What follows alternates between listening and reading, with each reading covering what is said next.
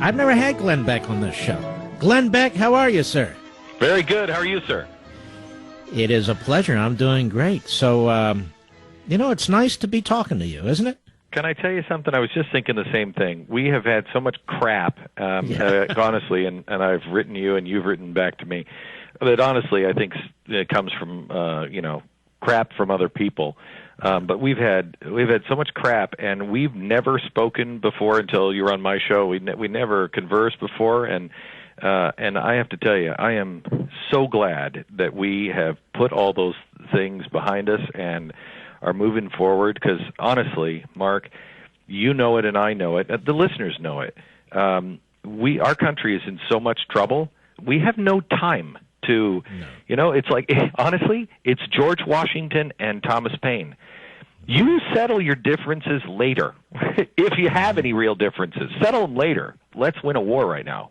Well, I want my audience to know, probably a lot of my audience is your audience, but I just want them to know how gracious you've been and how gracious you are personally, and much appreciated. But I'll tell you, I want to get into your book and maybe some more issues if you don't mind. Yeah, no. Your book is great. Miracles and Massacres, True and Untold Stories of the Making of America. By the way, you can get it anywhere, and it's on my social sites. Why did you write this book? A couple of reasons. One, the more pressing reason, I'm convinced that history is being changed in real time. I don't know if you know this, Mark. You go do a Google search for reimagining history and look at the University of Syracuse. They are the head of the snake of reimagining American history, and the premise is, and they're bringing all these lefties together, and some of the biggest professors in English, art, and history from all over the country. And the premise is, if you could, quote, reimagine American history with what you know is coming in the future, how would you tell American history? Well, I don't even know what the hell that even means. I have no idea. Yeah, they are rewriting history to adapt it to a much more progressive outcome. So in other words, just like they did with the robber barons, they weren't known as robber barons until the progressive era. Nobody ever said that about those guys. They weren't robber barons. But the progressives wrote it as robber barons. Why? So they could start taking capitalism down.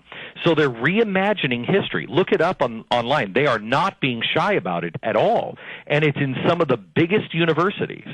So the first reason I wrote it is, if we don't start writing American history in a way that is captivating, in a way that is not just names, dates, and places, which again I think was a progressive tool to get us to be disinterested in American history, and share it with our kids, if we lose our history, we're done.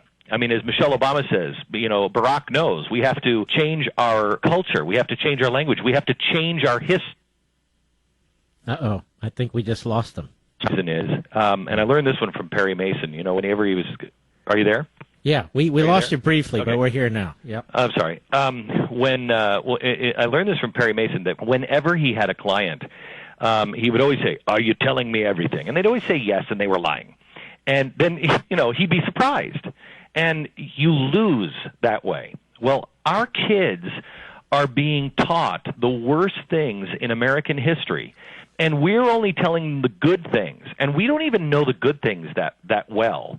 And so when they go into school, and I know, we're losing our children because they hear this stuff from their teacher. We don't know it. And then they come back and we're like, what? I don't know if that's true. Listen, America's a great place. And so we lose. And I'm telling you, we have to be able to win in the long run. Our children have to be prepared to go into the court of public opinion where somebody like Van Jones stands up and says, do you know what they did to the Indians? You know what this country did to the Indians? And your kid needs to stand up and say, Mr. Jones, yes, I do. In fact, I'll give you the real story. I'll tell you about the general that was smeared afterwards and destroyed. I'll tell you what they did to the U-boat spies that came over here that tried to turn themselves in. I'll tell you what really happened at the internment camps that you have no idea about, and they'll smoke them on the bad things. And then they can say, now, let me ask you this, Van Jones. Can you tell me about the miracles of this country? And he won't be able to, and your kids will win the argument. Mm-hmm. Well, I'll tell you what, Can you stay over another yeah. segment? Okay, because we're going to hit a hard break. I want to start off with one of the things that was very bracing for me, and frankly, I didn't know a lot about this. Yes, we've heard about Paul Revere, but you found a guy named Jack, which is really kind of interesting to me. And I want to hear about that individual and some of the others. But I also want to talk to you about what's going on in Congress today when we can have a little bit more time. And you and I have the same disdain. Well, yeah, we do, because I'll tell you, my disdain runs so deep right now. It's I should be on cable where I can actually speak my mind. Glenn Beck, don't hang up. We'll be right back with Glenn Beck. Great guest, really the first time, Glenn Beck.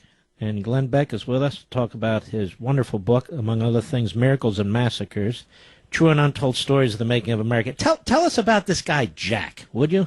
Jack Jouett, he is an unsung hero of American history. He had, I think, a much more harrowing ride than Paul Revere did, and completely forgotten. He saved the early republic. He saved Thomas Jefferson and everybody down in Virginia. They were having a big meeting down at Monticello, and he sees the troop movements. And he's like, something's going on, and he takes a uniform of the British. He puts it on. I mean, there's a death sentence. Puts it on. Goes into a town where everybody really knows him, and he's hoping that nobody is going to say, "Jack, what are you doing in the uniform, dude?" And he goes into the pub, and he's just listening, and he's like, "What are they doing?" And he doesn't pick up any information, and he gives up, and he's leaving, and he starts to go outside, and that's when he gets outside. He hears two officers talking, and they talk about, we got Jefferson now, and they'll never see us coming, and he realizes they're going to go kill everybody in Virginia, and so he gets on the horse. He knows that the British have all of the main roads, so he can't go that way. So he rides through the hills and in the forests. By the time he arrives, trying to beat the troops into Virginia, his face is all torn up. I mean, that guy is really in bad shape. He runs into Monticello and says, "Thomas, you got to get out of here."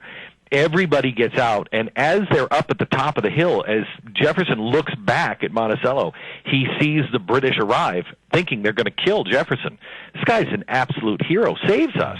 If they would have killed Jefferson at that time, they would have killed them all, and the revolution would have been over. That's amazing. I didn't know that. Yeah, there's so many things that we just kind of bypass. I mean, I really think, I don't know if you've read, there's two stories in here. There's one about, did you see The Untouchables? Yeah, of course. Okay. You know the bookkeeper that, sells Capone out? Yes. That's a real deal. The bookkeeper really did sell him out. He dies, he's waiting to be killed, and his car starts and everything is fine, but eventually he's shot to death by a passing motorist in his car, and he's dead before he hits the tree on the side of the road. And what happens to him, because he was Al Capone's lawyer and bookkeeper, it changes the course of World War II. His son is so disgusted by him that he said, "I'll never be like my father." When he joins Al Capone's gang and sees how slowly his father just rots to the core, he drives his son away from him. And his son says, "I'm never going to be like you." Well, his son goes to World War II, becomes this massive, massive hero that turns the course of World War II. The guy's name was Fast Eddie. Last name, O'Hare. That's O'Hare Airport. It's Al Capone's bookkeeper's son. Amazing. And because he was a dirtbag, there's redemption in the next generation, and he saves us. Mm-hmm. And there are other wonderful stories. Can we do one more? Then I want to ask you another question. The Battle of Wounded Knee, you say, now wait a minute. What do you say about the Battle of Wounded Knee? Battle of Wounded Knee, I mean, we all, we've heard that the Battle of Wounded Knee, was a massacre, and most of us tune these things out, and we're like, okay, yeah, they did bad things to the Indians. No, that's not the story. The story is we were actually in a good space with these Indians, and they were supposed to surrender the guns the next day. New guy comes in and says, "What are you? You're going to be with these savages. They're going to come slit your throat and they'll kill you in your sleep. Go get the guns now." They go down. Somebody freaks out. We're not really sure which side freaks out, but one side discharges a gun, and we open fire and we just slaughter these guys. Okay, heard that story. What you probably don't know is there are more medals of honor given at Wounded Knee than any other battle or incident in American history. I mean, like double anything else. It's just out of whack like crazy. The government was giving these things out like Pez candy because they were trying to cover for it. One general actually steps up and he says, "This isn't the story. This isn't what happened. This was a massacre." And he starts to tell and document the massacre and say, "This is a lie." Well, he's smeared. His whole life is destroyed. He and others that try to tell the truth and try to save the honor of the military are just erased from history and also smeared and destroyed in their lifetime.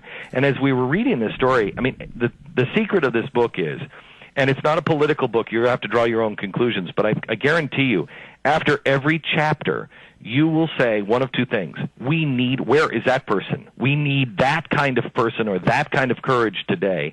Or you will also look at them and say, oh my gosh, in the case of Wounded Knee, when you get to the end of it, you'll say, that's Benghazi. Mm-hmm. That is what is happening with the people who are trying to speak out about Benghazi.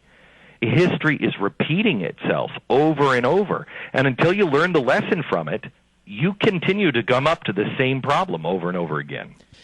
The book is Miracles and Massacres, True and Untold Stories of the Making of America. By the way, you're a great storyteller. I'm just sitting here listening to you. It's very compelling. Now, I want to ask you this. Unfortunately, because of time, we got to keep shifting.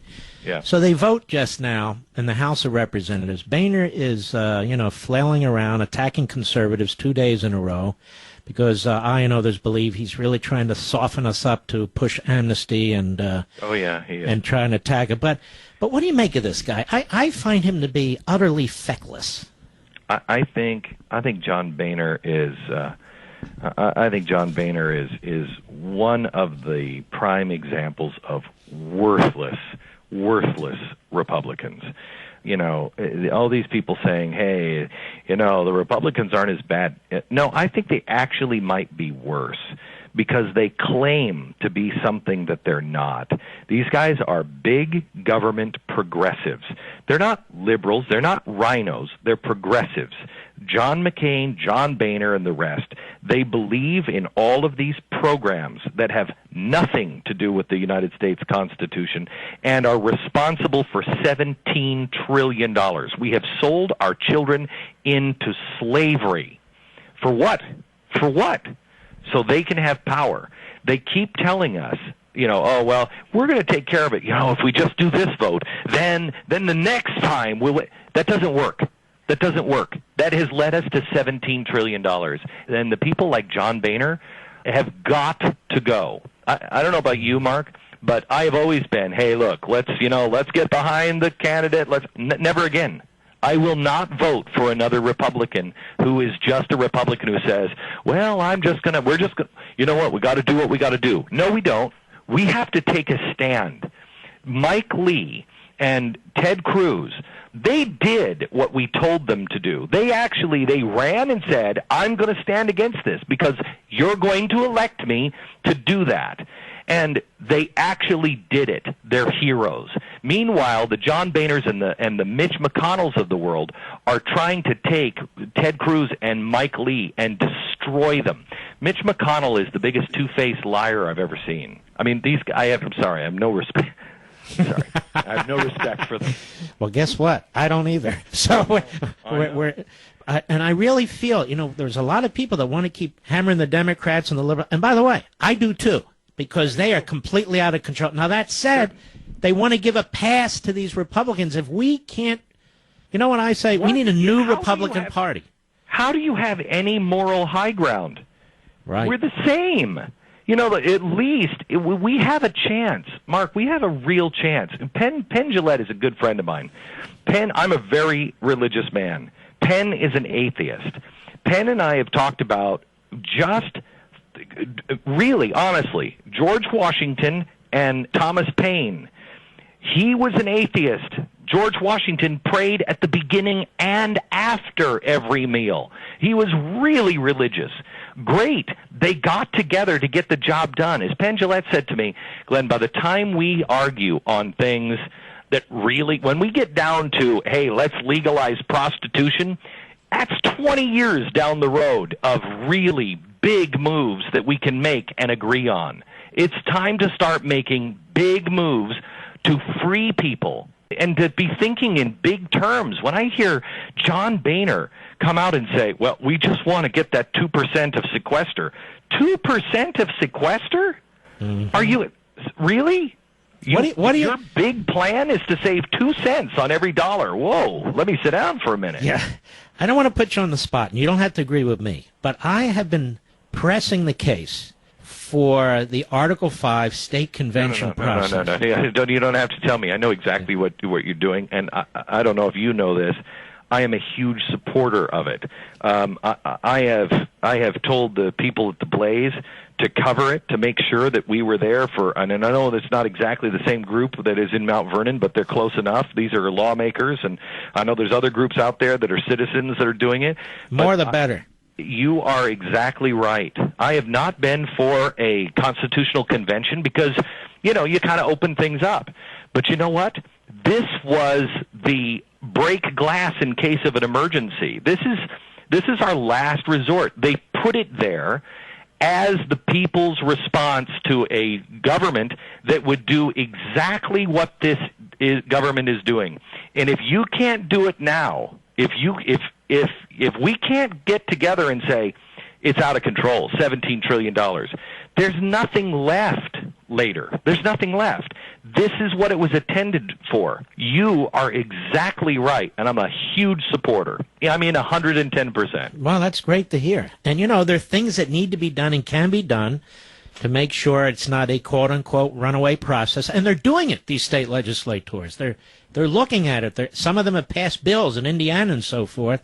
It's very exciting if we can get this thing going, and it'll scare the hell out of these people in Washington. I don't really care. I don't really care if we scare the hell out of them. I don't care what happens to them. I really don't care. This is about our country. This is about the freedom of mankind, not just here, all over the world. All over the world. When you have people saying, well, the new model is China. Really? Does anybody in this country want to work for the Apple factory in China? Because I don't. That shouldn't be the new model. That shouldn't even be considered. Now, is the model that we're doing right now or doing under George W. Bush the one? No, that was $10 trillion. We're now $17 trillion in debt. And I don't know about you, but there's no real freedom here. The way they're regulating absolutely everything, that's not freedom. We have the chance to free man for the first time. 1821, a letter between John Adams and Jefferson. One of them says to the other, it's going to fall apart. We didn't put enough Deuteronomy in it. The other one says, I know, but trust the people, because when it fails, they'll see what we were trying to do, and they will do it better. We're those people. We are those people, and this is the time to do it. Article 5 was put there for a reason. This isn't pulling it out and saying, well, it wasn't really meant for that. This is the reason it was put there. Use it. I'm very pleased to hear this. Really, I am, because I feel a lot of hosts, a lot of people in this business either ignore it or they don't want to learn about it. They want to keep going on and on about what the problems are, but they don't want to solve any of them. I'm so sick of the problems. Yeah. I'm so sick of the problem. I can't take the problems. There's a book out, Manfield's Book of Manly Men. It's I'm on this kick of we need real men in this country, and I've been reading this book, and the first axiom is real men, manly men, do things. They don't sit around and talk about it. They do things. Women can sit around and talk about it. Men do it. Jeez. It's time to do it. All right, my friend. Well, I'll tell you what. We ought to do this more often. I enjoyed it. I'd love to. Any time, any way I can help you on the Constitutional Convention, I'm in. Anything, all of my resources are at your disposal, whatever you need. Well, that's great. All right. Well, God bless you. Thank The you, book sir. is Miracles and Massacres, and that is Glenn Beck.